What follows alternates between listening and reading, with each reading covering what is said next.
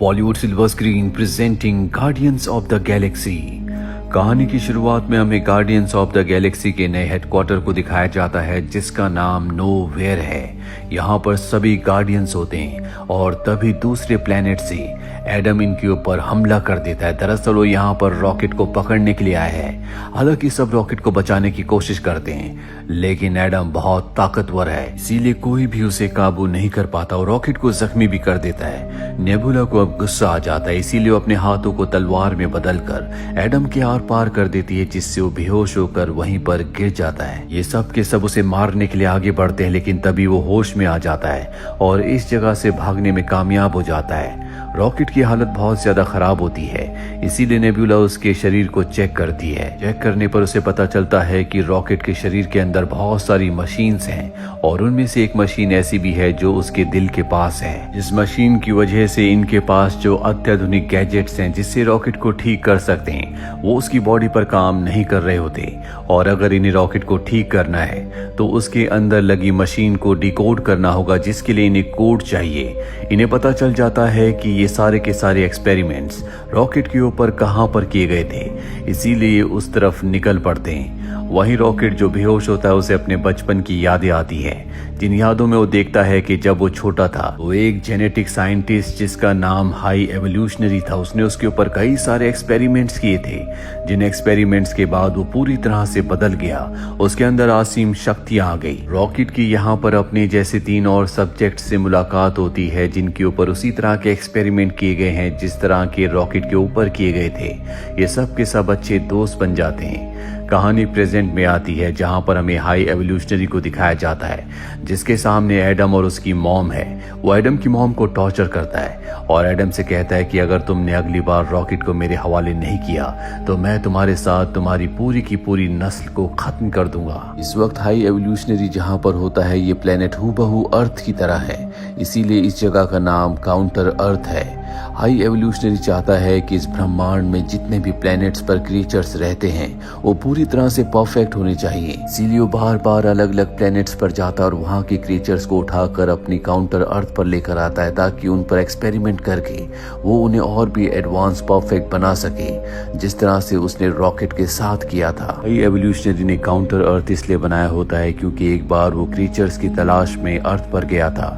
वो प्लेनेट उसे इतना अच्छा लगा कि उसने तय कर लिया कि वो हूबहू अर्थ की तरह एक और प्लेनेट बनाएगा, लेकिन वहां पर हर एक चीज परफेक्ट होगी। वहीं दूसरी तरफ हमें गार्डियंस ऑफ द गैलेक्सी की टीम को दिखाया जाता है, जो उस जगह पहुंच जाती है जहां पर वो कोड्स हैं, जिन कोड्स से ये रॉकेट के दिमाग को, उसकी बॉडी को ठीक कर सकते हैं। और तभी यहाँ पर गमोरा और उसके साथी आ जाते हैं, जो कि लुटेरे हैं। वो पीटर क्विल को बताते हैं कि यहाँ पर हमें नेबुला ने बुलाया है। उसने कहा है कि अगर हम उसका साथ देंगे तो बदले में हमें अच्छा खासा इनाम मिलेगा। और अब इस सब के सब उस जगह पहुंच जाते हैं जहां पर वो कोड्स हैं। वहीं दूसरी तरफ हमें रॉकेट को दिखाया जाता है, जो अब भी बेहोश होता है और वो अपनी यादों में देखता है कि जब उसके ऊपर हाई एवोल्यूशनरी ने एक्सपेरिमेंट किए थे तो वो पूरी तरह से ठीक हो गया था। उसका दिमाग बहुत तेज था। हाई एवोल्यूशनरी का सबसे सफल एक्सपेरिमेंट था, क्योंकि अब तक उसने दिमाग के उसके जितने भी टेस्ट लिए थे सब में रॉकेट पास हो गया था। इसके बाद वो रॉकेट को अपनी लैब में ले जाता है, जहां पर वो एक ग्लास के चेंबर के अंदर एक टर्टल को रखता है और अगले पल जब वो मशीन को स्टार्ट करता है तो टर्टल बहुत बड़ा बन जाता है। पर बड़ा होने के बाद वो बहुत ज्यादा अग्रेसिव होता है और यही हाई एवोल्यूशनरी की सबसे बड़ी प्रॉब्लम है। वो जितने भी एनिमल्स को बदलता है वो बहुत ज्यादा अग्रेसिव हो जाते हैं। रॉकेट उस मशीन को देखता और बताता है कि इसमें एक गड़बड़ है। जब भी तुम किसी भी एनिमल को, किसी भी क्रिएचर को बदलते हो तो उनके दिमाग का एक केमिकल भी बदल जाता है, जिस वजह से वो सब बहुत ज्यादा अग्रेसिव हो जाते हैं। अगर हम उस केमिकल को कंट्रोल कर ले तो हम सभी जानवरों को शांत बना सकते हैं। हाई एवोल्यूशनरी रॉकेट के कहने पर मशीन में कुछ चेंजेस करता है। एक बार फिर से एक मंकी के ऊपर एक्सपेरिमेंट करता है और जब मंकी बदलता है तो पूरी तरह से शांत होता है, यानी कि वो अपने एक्सपेरिमेंट में कामयाब हो गया, जो बहुत वक्त से करना चाहता था। अब वो चीज हो चुकी है।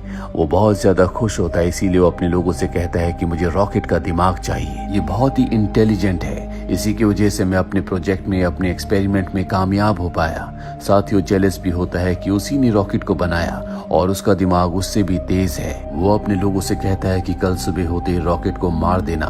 मैं इसके दिमाग पर एक्सपेरिमेंट करूंगा और ये जानने की कोशिश करूंगा कि इसका दिमाग इतना तेज कैसे हुआ। जिसके बाद मैं एक अलग दुनिया बनाऊंगा जहां पर सभी उसी तरह के क्रिएचर्स रहेंगे जो पूरी तरह से परफेक्ट होंगे, जिनका दिमाग बहुत तेज होगा। रॉकेट को उसके साथियों के साथ सेल में बंद कर दिया जाता है। रॉकेट सबको बताता है कि कल सुबह होते ही हम सबको मार दिया जाएगा। आई एवोल्यूशनरी ने कहा था कि उसके एक्सपेरिमेंट अब कामयाब हो गए हैं, इसीलिए उसे हमारी कोई जरूरत नहीं है। हमें किसी भी कीमत पर यहाँ से निकलना होगा।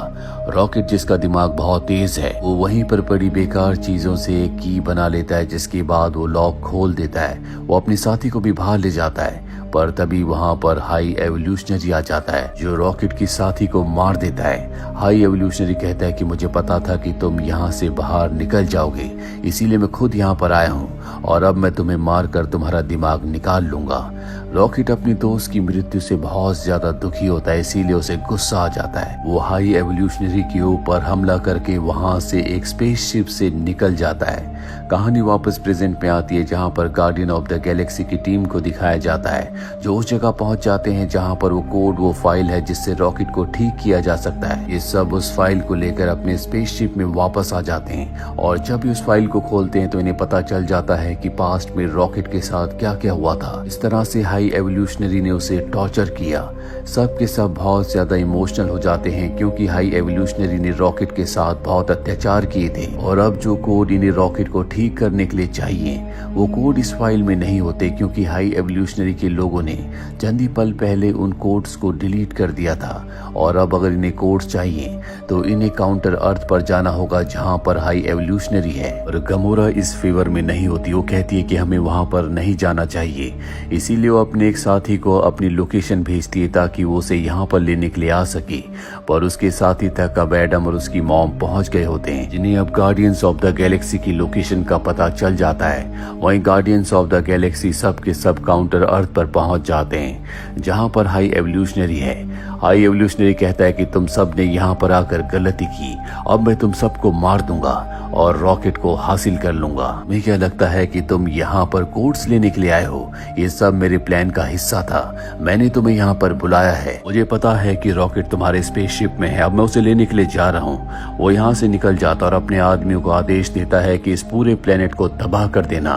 पर पीटर क्विल और ग्रूट दोनों के दोनों इनके सभी लोगों के ऊपर हमला कर देते हैं और उस आदमी की आंख से, दिमाग से कोड्स को निकाल लेते हैं जिसे रॉकेट के कोड्स पता है। ये हाई एवोल्यूशनरी से पहले रॉकेट तक पहुंच जाते हैं और कोड्स के जरिए उसे पूरी तरह से ठीक कर देते हैं। नेबुला अपने साथियों के साथ उस स्पेसशिप में चली गई होती है जिसमें हाई एवोल्यूशनरी है। दरअसल उसे लग रहा था कि पीटर क्विल और ग्रूट दोनों के दोनों वहां पर फंसे हुए हैं, लेकिन वो दोनों वहां से निकल गए थे। और जब वो पीटर क्विल से कांटेक्ट करती है तो पीटर क्विल उसे बताता है कि हम उस स्पेसशिप में नहीं है। नेबुला अपने साथियों के साथ वहां से निकलना चाहती है, पर तभी उनके सामने हाई एवोल्यूशनरी आ जाता है और नेबुला और उसके साथियों को कैद कर देता है। नेबुला और उसके साथी देखते हैं कि यहाँ पर बहुत छोटे छोटे बहुत सारे मासूम बच्चे हैं जिनके ऊपर हाई एवोल्यूशनरी ने एक्सपेरिमेंट्स किए हैं, लेकिन ये सब के सब रॉकेट की तरह इंटेलिजेंट नहीं होते। इसीलिए हाई एवोल्यूशनरी इन सब के दिमाग को रॉकेट के दिमाग की तरह तेज बनाना चाहता है, जिसके लिए उसे रॉकेट के दिमाग की जरूरत है। और अब नेबुला और उसके साथी तय करते हैं कि वो यहाँ से अकेले नहीं जाएंगे, बल्कि इन सब बच्चों को यहाँ से बचा कर ले जाएंगे। वहीं पीटर क्विल, ग्रूट और उसके जितने भी साथी होते यानी कि गार्डियंस ऑफ द गैलेक्सी की टीम उस स्पेसशिप में पहुंच जाती है जहां पर हाई एवोल्यूशनरी है, जहां पर नेबुला और उसके दोनों साथियों को कैद किया गया है। यहां पहुंचने के बाद हाई एवोल्यूशनरी के एडवांस और ताकतवर क्रिएचर्स इनके ऊपर हमला कर देते हैं, लेकिन गार्डियंस ऑफ द गैलेक्सी की टीम जो कई लड़ाइयां लड़ चुकी है वो उनका सामना करती है और एक एक करके वो उन सभी का खात्मा कर देती है। जिसके बाद इनके सामने होता है हाई एवोल्यूशनरी। ये हाई एवोल्यूशनरी के पास जाकर उसके मास्क को उतार देते हैं। दरअसल वो मास्क इसीलिए पहनता है क्योंकि जब रॉकेट उस पर हमला करके उसे भागा था तो उसने उसके चेहरे को पूरी तरह से जख्मी कर दिया था। इस वजह से उसे हमेशा मास्क पहनकर रखना पड़ता था। और अब गार्डियंस ऑफ द गैलेक्सी की टीम रॉकेट से कहती है कि तुम हाई एवोल्यूशनरी को मार दो। रॉकेट उसे देखता है और कहता है कि मैं इसके जैसा नहीं हूँ, मैं इसे नहीं मारूंगा। वहीं गार्डियंस ऑफ द गैलेक्सी की टीम यहाँ पर जितने भी बच्चे जितने भी क्रिएचर्स होते हैं उन सबको आजाद कर देते हैं। पीटर क्विल का एक डॉग होता है जिसके अंदर पावर्स हैं और वो अपनी पावर से नोवेयर प्लेनेट को स्पेसशिप से जोड़ देता है, जिसके बाद सब के सब उस प्लेनेट पर चले जाते हैं। लेकिन अब उस डॉग की जो पावर होती है, ताकत होती है, वो टूट जाती है, जिस वजह से स्पेसशिप और प्लेनेट एक दूसरे से अलग हो जाते हैं। पीटर क्विल अब भी स्पेसशिप में होता है जो नोवेयर प्लेनेट पर जाने के लिए, जो कि उसका हेडक्वार्टर भी है, एक जंप मारता है, लेकिन वो स्पेस में ही फंस जाता है। उसका चेहरा बदलना शुरू हो जाता है। दरअसल अब उसकी मृत्यु हो रही है, पर इससे पहले कि उसकी जान जाती, यहाँ पर एडम आ जाता है जिसने रॉकेट को मारने की, उसे पकड़ने की कोशिश की थी, जो कि हाई एवोल्यूशनरी के लिए काम किया करता था।